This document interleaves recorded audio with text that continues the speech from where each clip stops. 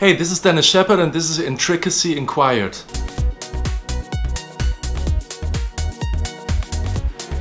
So I think in the techno genre that's definitely Spectra. I mean, they have some kind of popularity, but they should be way bigger than they are right now. Then there's another act that I really like. This guy's called Frankie Wah, and he's like doing some kind of breakbeat stuff. Amazing, like really, really good stuff. But I don't think he's very well known. But I really enjoy every release he has done in the past year, I think. So yeah, these are two acts that you should definitely check out.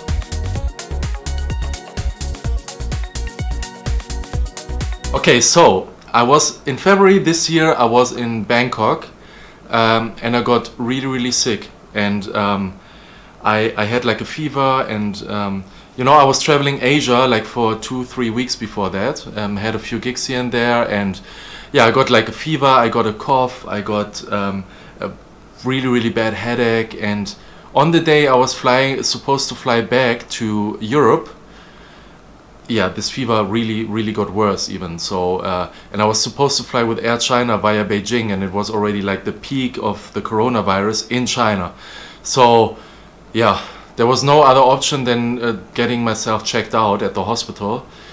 And yeah, they did a corona test, and back then the results were not quicker than 24 hours. So that meant I had to stay in hospital in quarantine. The flight was definitely, I had to cancel it, so I couldn't take it at all. And then I had to stay in the hospital for, I think, about 3 or 4 days.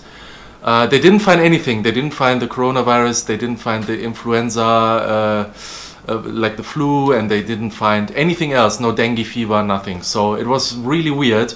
And I got like, even after they left me from the hospital, they released me from the hospital, I still got a few fever rashes. So I rested another 2 days, and then I took a flight back home. So I was delayed by almost a week. But I must say the hospital was actually pretty nice. It was like a private hospital in Bangkok. And it was more like a hotel room, to be honest, after I left the quarantine. The 24 hours quarantine was really not so pleasant, to be honest. But luckily there was no one else in there. It was like a room for up to 20 people, but I was the only one, luckily. So yeah, that was a bit of a weird travel story for sure. For me, it's definitely a small gathering. I just like to be very close to the crowd and see their reactions, and see their excitement when I play like a big drop or like a breakdown that causes them goosebumps and stuff like that. So yeah, I really enjoy that. You get the instant feedback, and yeah, like the energy can be like super intense in a small club, So yeah, definitely I prefer that.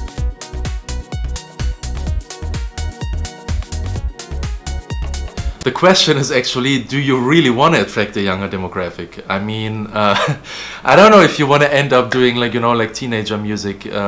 If that's not your thing, you should not start doing that, So I feel like, to be honest, stay true to yourself, do the music you enjoy, and then you draw the crowd that will enjoy this music, and it doesn't even matter what age and whatever it is. So that's my point of view on that.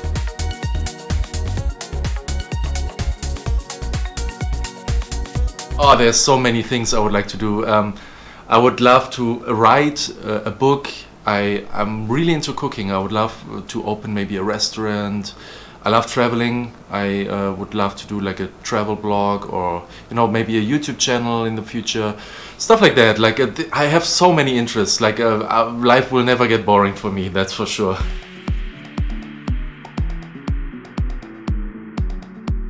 Yeah, for sure, there are a few actually. So Dream State is one of them. I have not been booked yet. I would really love to play at one of the Dream State events. Another one is Omnia Bali. It's like the most amazing venue I've ever seen in my life. Really breathtaking. It's like on a cliff, and the design is amazing, and it's just out of this world. Look it up on YouTube. It's really crazy. It's so amazing. So yeah, these are just two of the things I would love to play. There are a few more, but when the time is right, they will happen. So I'm positive.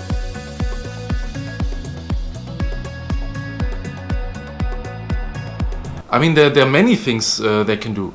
So of course they can sign their tracks. Yeah, that's one option. Option number 2 is collaborate on a track. Option number 3 is remix one of those the tracks of that newcomer. Number 4 is I mean right now not so much, but in the past and in the future I guess letting them open for you. That's another thing. Then featuring them on social media is another thing. Featuring them in their Spotify playlists. Like, you know, doing an artist pick on the Spotify profile, mentioning them wherever they can, you know, that's I guess super important. Maybe help them, you know, find other signings with, you know, like other labels that may help grow their profile so they can come back even stronger to their own label, you know. So things like that. Like there's many different ideas and options, I guess. Although I must say, I think it's quite hard at the moment to break into the market in the trance scene. I don't know why it seems such a closed off market for me. Newcomers really have a hard time to create a new fan base and stuff. So if that's your goal, it will definitely take a lot of effort and time. So yeah, but be positive. I'm sure if you're good and eager, you will make it. Definitely.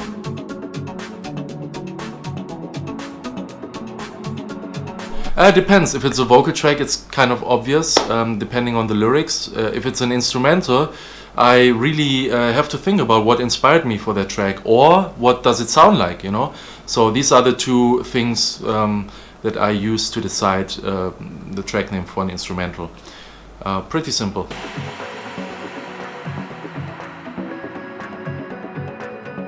I'm really enjoying techno right now. I'm really enjoying progressive house and deep house. So, you know, like Enrico Sangiuliano is amazing, Adam Beyer, of course. Then I love Artbed at the moment. I love Camel Fat. Those are the guys. Oh, even Yotto and Lane 8 and Ben Böhmer and like, yeah, there's so much good music out there, really. You just have to widen your horizon a little bit, look to the left and to the right, and you will find so many amazing tracks, really. So I'm actually really inspired right now by so much music, not only trance.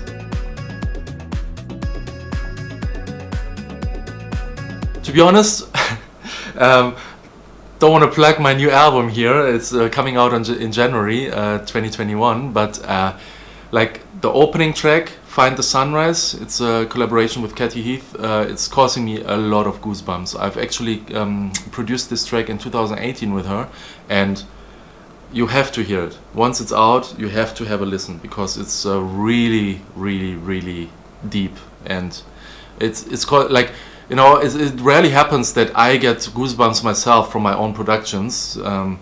Guess just the way it is, but with that track I for sure got so many goosebumps. So yeah, check it out when it's out.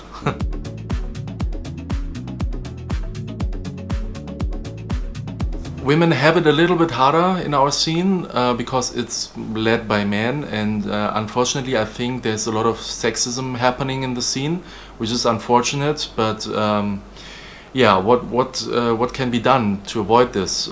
I guess as a female, if I was in your position, I would like to get popular for my achievements, you know, like great music productions, good DJing skills, you know, like being entertaining, you know, these kind of things, like, you know, skills that are really really nice, you know, and I would put less attention on the looks, or even yeah, let's just say it like that. So I think you know, like, get the attention of people to your skills rather than how you look, and that you're female and may have, you know, a nice body shape or whatever. So if you do that, I'm sure you will succeed, and even longer in the long run, much better than you know, if you do it the other way around. So these are my 2 cents on that. Hey, I'm German, okay? So there's a funny thing, the Turkish people in Germany, they actually call us potatoes, German potatoes. So yeah, there's no choice for me, I am a potato.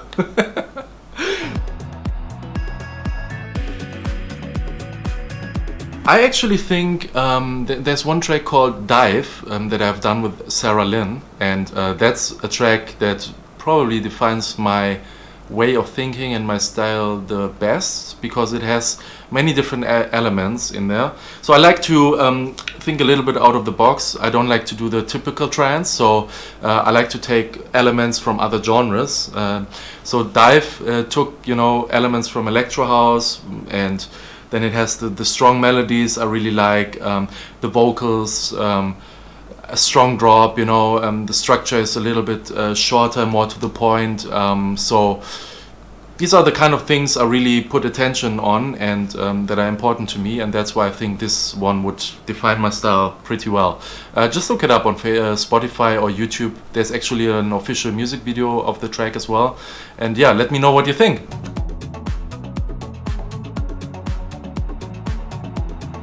When do you ever make it, to be honest? I mean, there was a moment in my career where, you know, it went up, the popularity curve went up a little, and, you know, I was getting more gigs and stuff, and there was definitely when I released Fallen Angel. I mean, I'm known for that track, and it's my collaboration with Anna Credo and Cold Blue, and that was a really big hit in the scene. So from that point on, definitely the gigs became more, you know, my other productions got more attention and stuff like that. So there was definitely a career-defining moment for sure.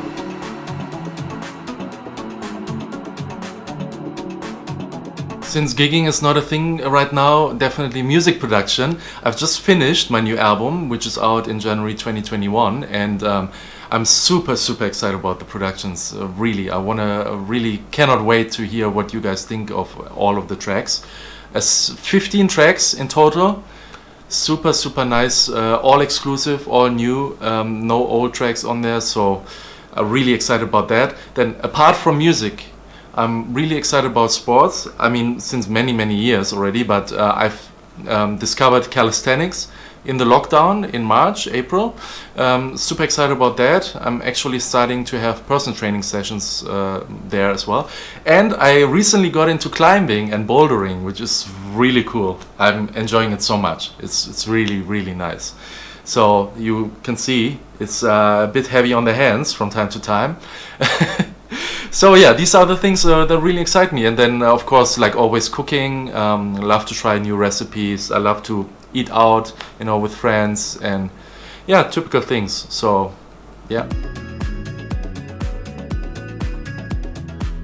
To be honest, I think there needs to be a shift of the mindset in the whole scene. Not only the fans, not only the label owners, all people, in my opinion. So I feel the scene is a little bit close-minded, and I feel people should, you know, be a bit more open-minded. So, you know, like whenever I try something new, I have the feeling it's not being accepted, not as much accepted as if I just did what, you know, everyone else did already in the past, you know, like so if I don't follow the trance recipe, you know, I feel, yeah, people don't like it as much. So that's definitely something, you know, we could all work on together, you know, just opening our minds a little bit more.